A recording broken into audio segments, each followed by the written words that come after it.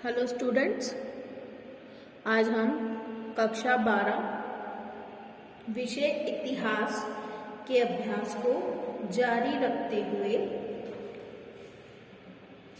डेक्सवर्थ में जो आपका मॉडल पेपर सेकंड था उसे डिस्कस कर रहे थे। और मॉडल पेपर सेकंड में हमने अति लघुत्तरात्मक प्रश्न कंप्लीट कर दिए थे। आज हमें करने थे निबंधात्मक प्रश्न।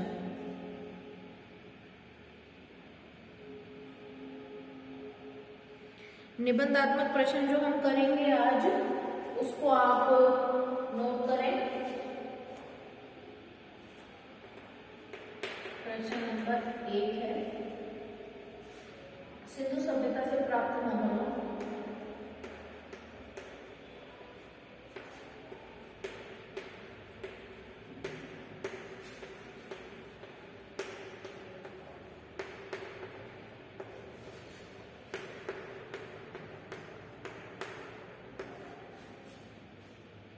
लिपि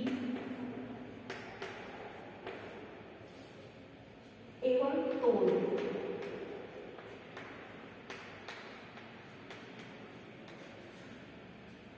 के साधनों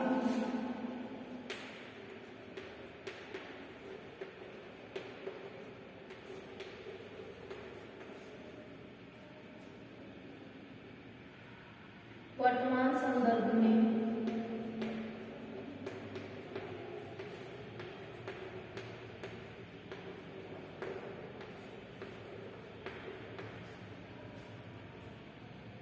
प्रासंगिकता सिद्ध कीजिए।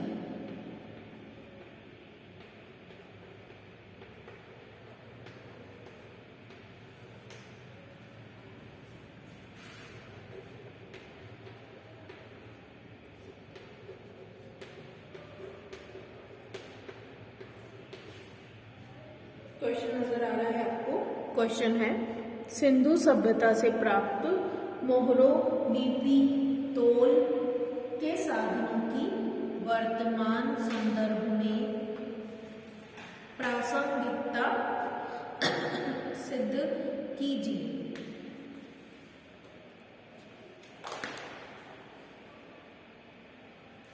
आंसर में इसके हम कुछ पॉइंट्स लिखेंगे।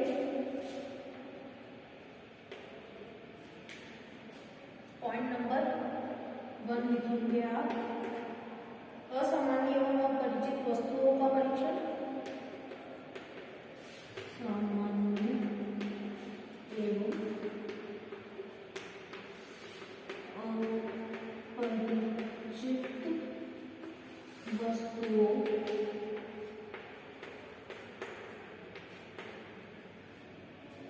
का परीक्षण।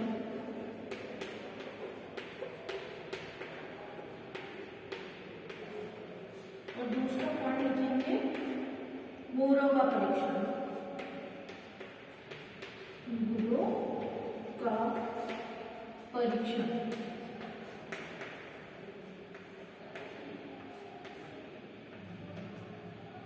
ये है पॉइंट्स। पहला पॉइंट है असामान्य एवं अपरिचित वस्तुओं का परीक्षण, और दूसरा पॉइंट है मोहरों का परीक्षण। इन दोनों के अंदर का मैटर मैं बोल रही हूँ, वो आप नोट करेंगे। पहला जो पॉइंट है असामान्य और अपरिचित वस्तुओं का परीक्षण, इसमें आप नोट करें, आरंभिक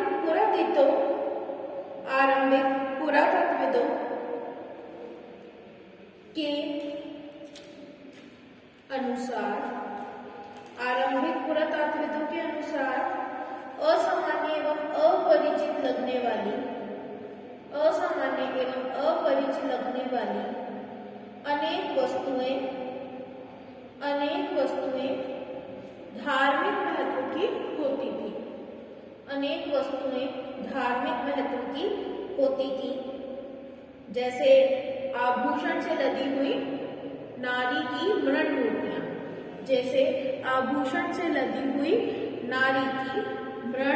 मूर्तियां।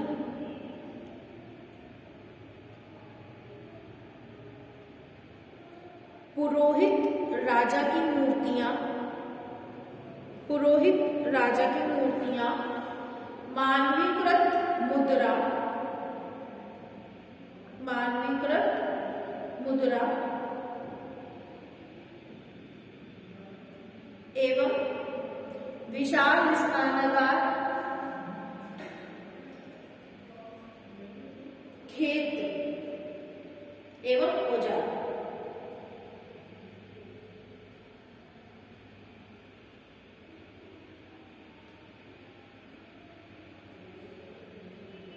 इस प्रकार की ये जो वस्तुएं हैं, इनका मिलना और इन वस्तुओं के आधार पर इतिहास की रचना करना, यह अपने आप में एक जटिल कार्य था। परंतु यह अपने आप में एक जटिल कार्य था, परंतु ऐसी वस्तुएं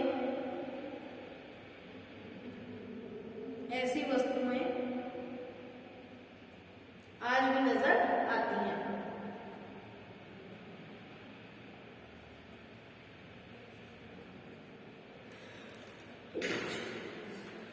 दूसरा पॉइंट है मोहरों का परीक्षण। पुरातात्विदों को अनेकों मोहरों की प्राप्ति हुई है, जो कि मानव आकृतियों,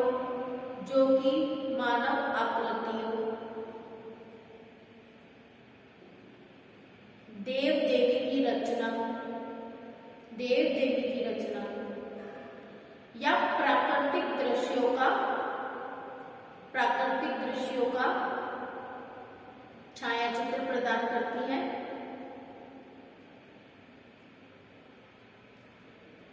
ऐसी ही कुछ वस्तुएं आज के समय में भी दिखाई देती हैं, परंतु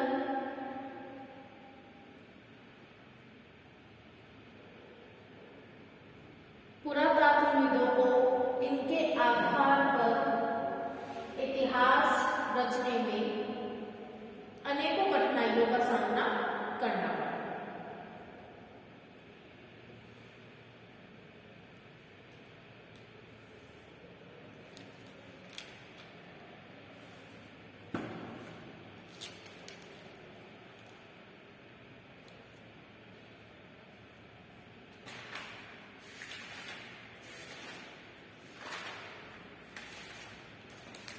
अगला क्वेश्चन लिखिए आप।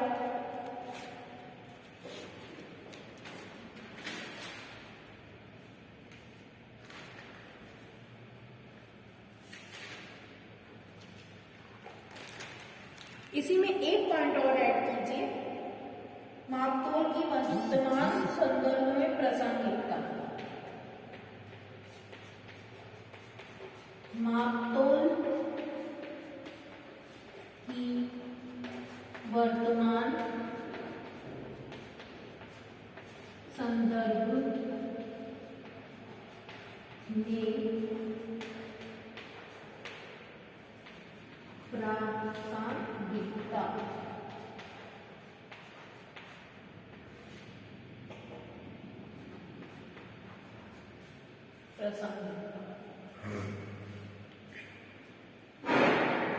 इसमें लिखिए मैटर।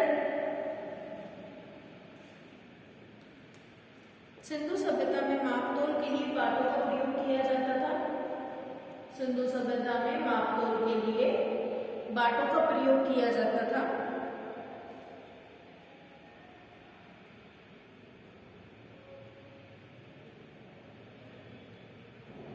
बाट निश्चित एवं अलग अलग अनुपात में थे। बाट निश्चित एवं अलग अलग अनुपात में थे।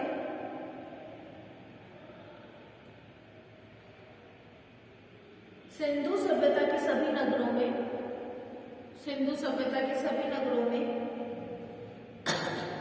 मापतोल हेतु समान प्रणाली का उपयोग किया जाता था। मापतोल हेतु समान प्रणाली का उपयोग किया जाता था।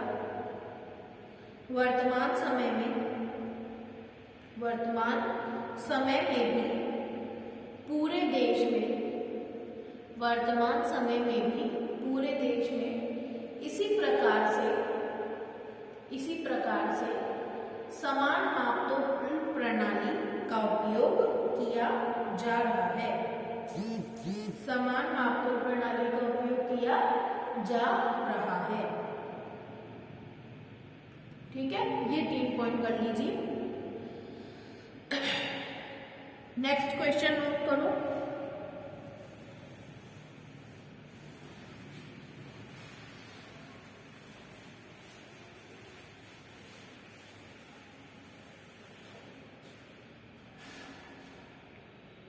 अशोक द्वारा अपने अधिकारियों और प्रजा को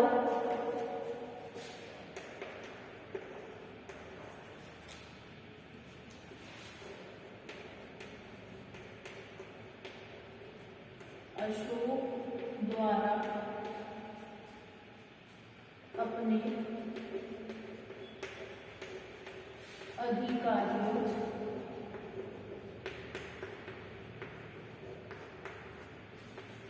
एवं प्रजा को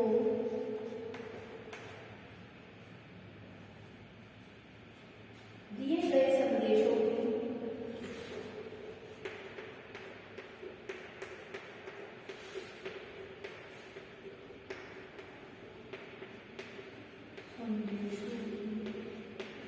प्रासंगिकता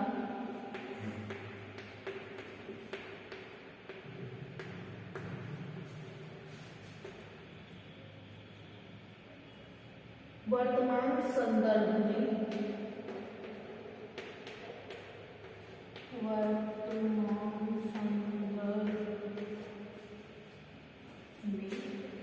सिद्ध कीजिए। यानी आज के समय में वो सारे नियम, वो सारे सिद्धांत जो कि अशोक ने अपने काल में दिए थे, क्या वो यूजफुल हैं, ये बात अपन को इस आंसर में बतानी है।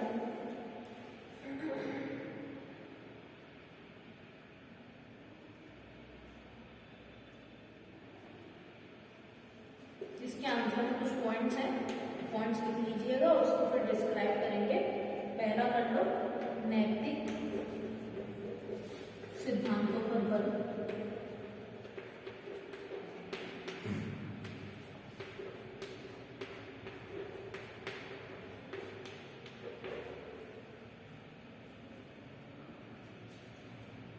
पॉइंट 2,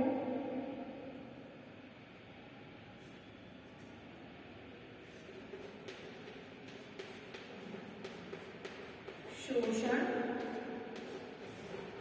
का अंत।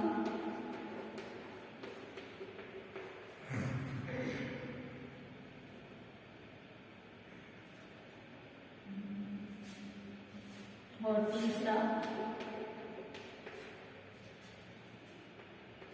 जीवन में आदर्शों की पालना।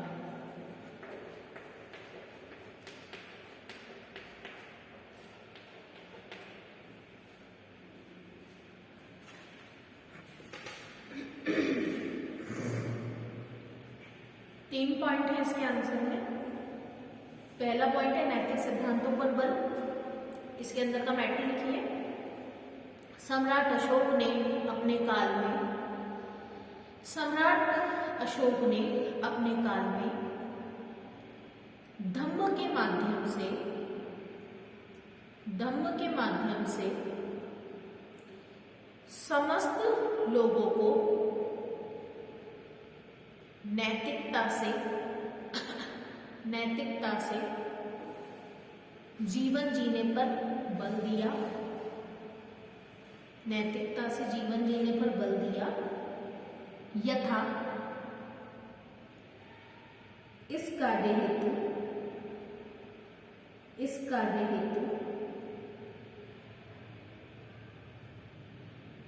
सभी बड़ों का आदर सम्मान करना,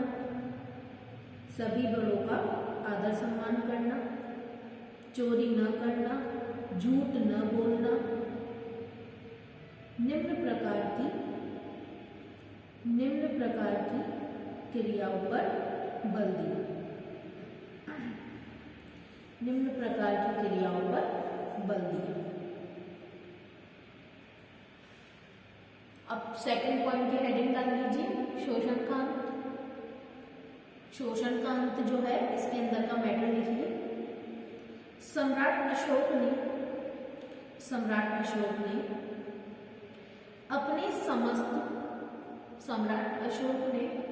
अपने समस्त अनुयायियों को यह संदेश दिया कि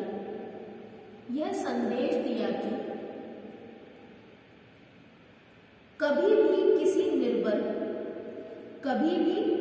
किसी निर्बल को दबाकर उसका शोषण न करें, कभी भी निर्बल को दबाकर उसका शोषण न करें,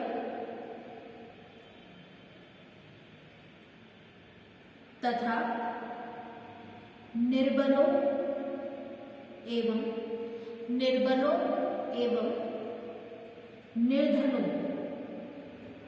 की सहायता कर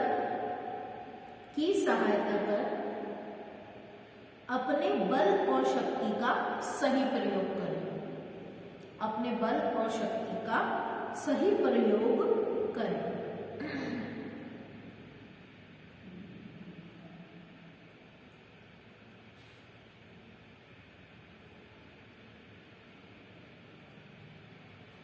और तीसरा पॉइंट, इसकी हेडिंग है, दिख रही है आपको बोर्ड पर, जीवन में आदर्शों की पालना। जीवन में आदर्शों की पालना में आप लिखेंगे, अशोक ने धम्म के माध्यम से लोगों को यह आदेश दिया। अशोक ने धम्म के माध्यम से लोगों को यह आदेश दिया कि वह अपने जीवन को सुखी बनाने हेतु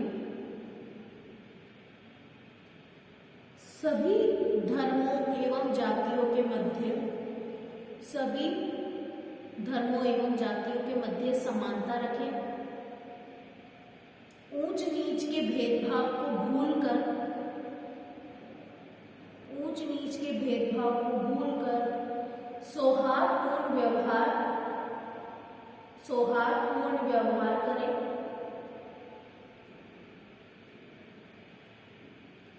तथा अपने जीवन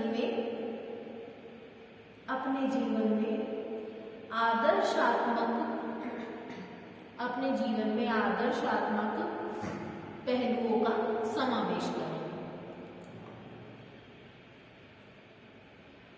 अब पैराग्राफ चेंज करके लिखें नई लाइन से, निम्न बिंदुओं के आधार पर ये देखा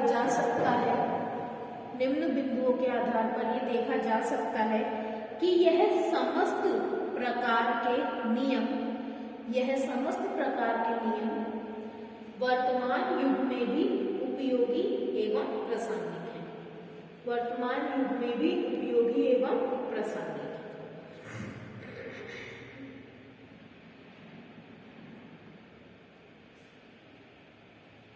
क्लियर? अब अपन नेक्स्ट क्वेश्चन की ओर बढ़ते हैं। अगला क्वेश्चन है,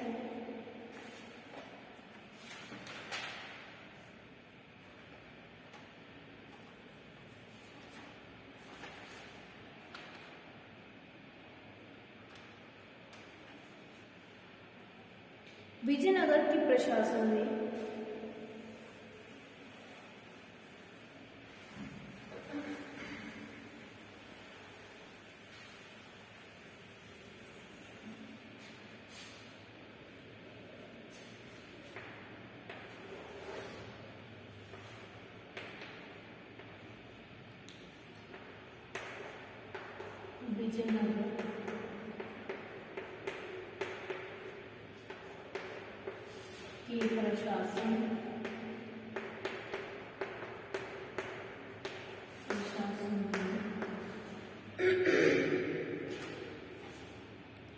अमर नायक प्रणाली की भूमिका का उल्लेख कीजिए। अमर नायक प्रणाली की भूमिका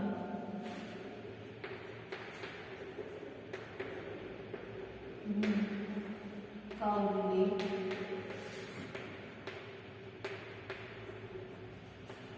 कीजिए।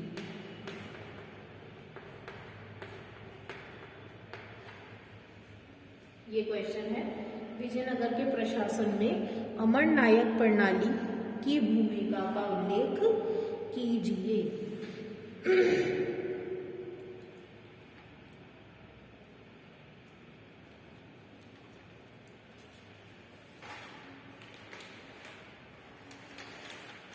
आंसर लिखिए इसका।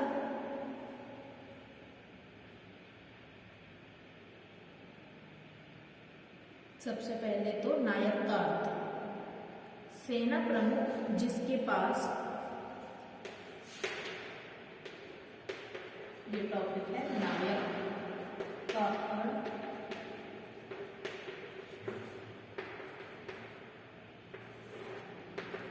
सेना प्रमुख जिसके पास सशस्त्र सैनिक होते थे, सेना प्रमुख जिसके पास सशस्त्र सैनिक होते थे तथा जो किलों पर नियंत्रण रखता था, वह नायक कहलाता था। वह नायक कहलाता था।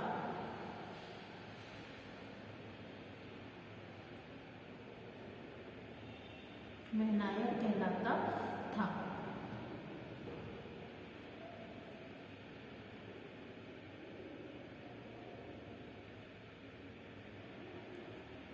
विजयनगर साम्राज्य ने दिल्ली सल्तनत की एकता प्रणाली के आधार पर,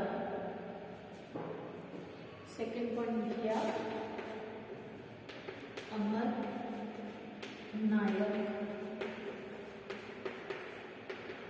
की स्थापना।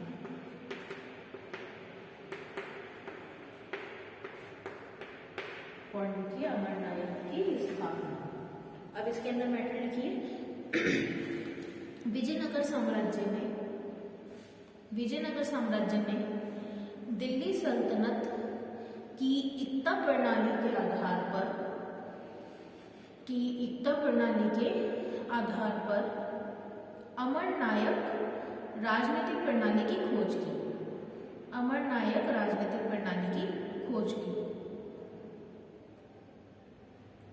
अमर शब्द का उद्भव समर शब्द से हुआ है। समर शब्द से हुआ है, जिसका अर्थ है लड़ाई या युद्ध। जबकि फारसी में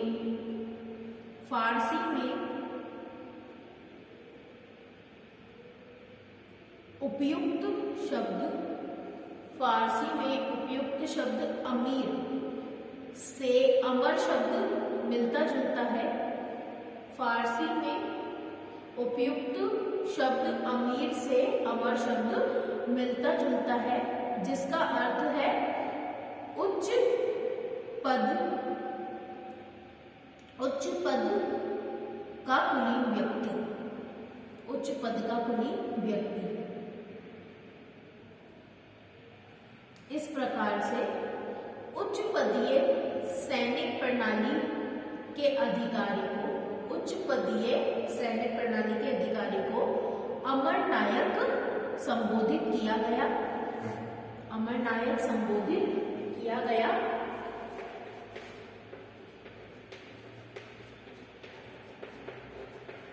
और तीसरा पॉइंट हो जाएगा अमर नायक के कार्य बताएंगे।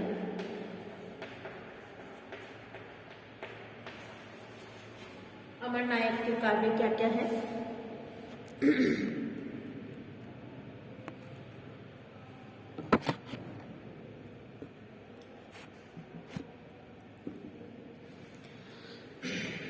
लिखिए।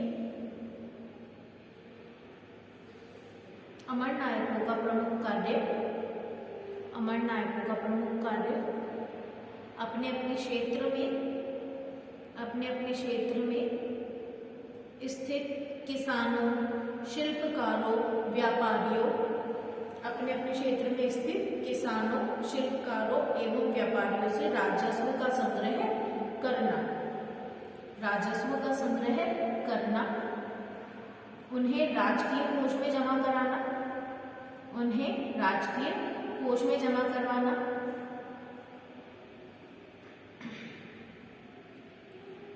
और अपने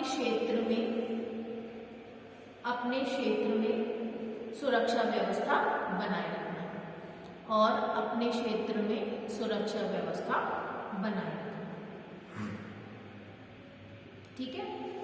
ये इसका आंसर हो गया आपका तीसरे क्वेश्चन का।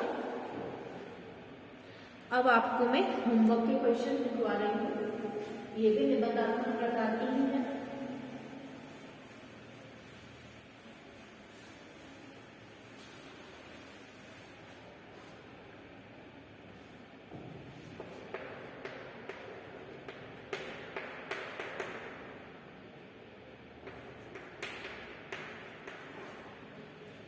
होमवर्क में लिखना ही आपको कंप्लीट करना है, लर्न में सारे करने हैं। देखिए, सबसे शक्तिशाली महाजनपद के रूप में सबसे शक्तिशाली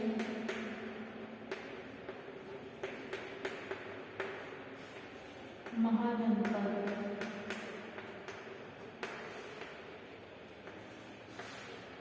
के रूप में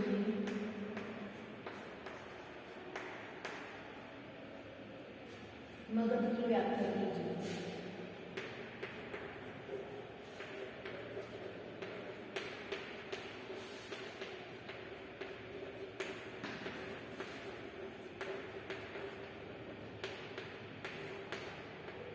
पहला क्वेश्चन आपको ये बताना है इस क्वेश्चन में पॉइंट्स के थ्रू कि मगध को ही सबसे शक्तिशाली जनपद क्यों कहा जाता था। तो इस आंसर को लिखने के लिए आप मगध की सारी विशेषताएं बता देना। गणतंत्रात्मक शासन था, जो इसका क्षेत्रफल था वो बहुत बड़ा था, इसमें कैसी राजनीतिक व्यवस्था थी, क्या प्रशासनिक व्यवस्था थी, कर एकत्रीकरण और अधिकारियों के बारे में आपको इसमें बता देना। एक क्वेश्चन और नोट करवा,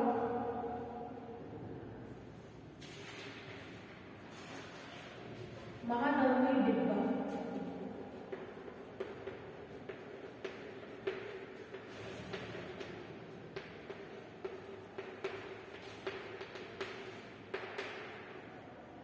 विजयनगर साम्राज्य की एक विशेष संरचना थी।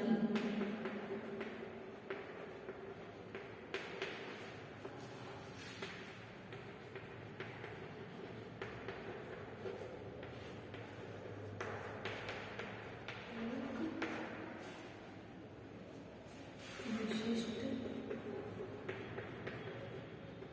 संरचना थी।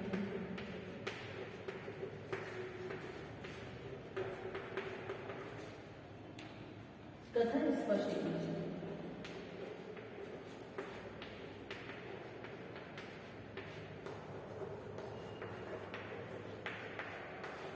इस वाले क्वेश्चन में आपको महानवमी डिब्बे के बारे में बताना है, कहाँ स्थित था, क्या इसके कार्य थे और इसे महानवमी डिब्बा क्यों कहा जाता था।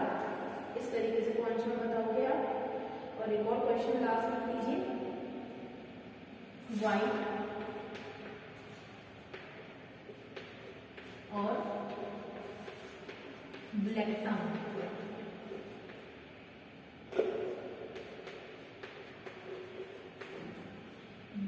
टाउन शब्दों का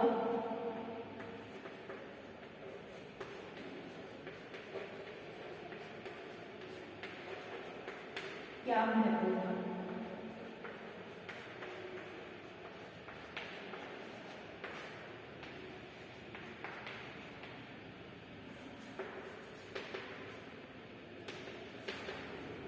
अब इसमें बताना है ब्लैक टाउन और व्हाइट टाउन क्या थे और इनकी भूमिका क्या थी, क्या इसका महत्व था, ये आपको इसमें बताना है।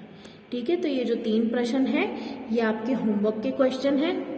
इन्हें भी आपको टाइम टू टाइम कंप्लीट करना है, होमवर्क क्लास वर्क सब, और साथ साथ लर्न करते चलना है। आगे के जो क्वेश्चंस हैं और जो अभ्यास है वो अपन नेक्स्ट वीडियो में कंटिन्यू करेंगे।